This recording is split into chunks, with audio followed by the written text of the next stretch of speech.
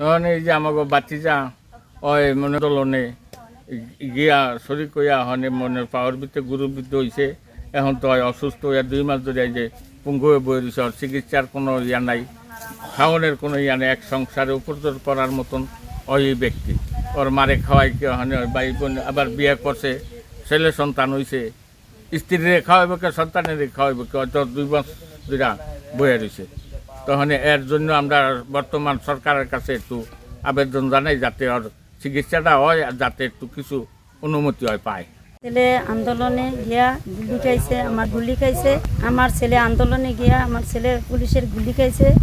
আমার ছেলের পাও দুটোই পঙ্গু, আমার ছেলে হাঁটতে পারে না।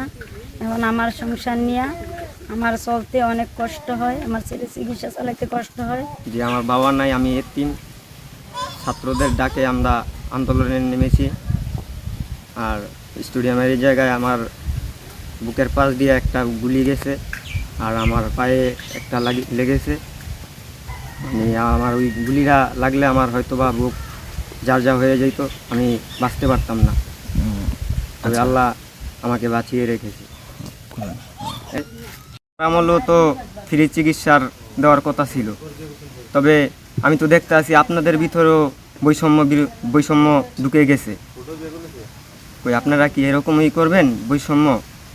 এরকমই বৈষম্য হবে যে আপনারা দুইজন সমন্বয়কদের বলতে চাই উপদেষ্টা যে আপনারা কোনো কষ্ট হয়ে গেলেন, ক্ষমতায় বৈশা করলেন আমাদের রক্তের বিনিময়ে। কই আমরা তো কিছু পেলাম না।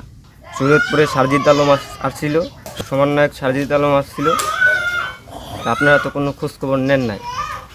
কই আমাদের শরীয়তপুরে তো অনেক লোক আহত হয়ে পড়ে রয়েছে, কই আপনারা তো কোনো খোঁজখবর নিতে আসেন না।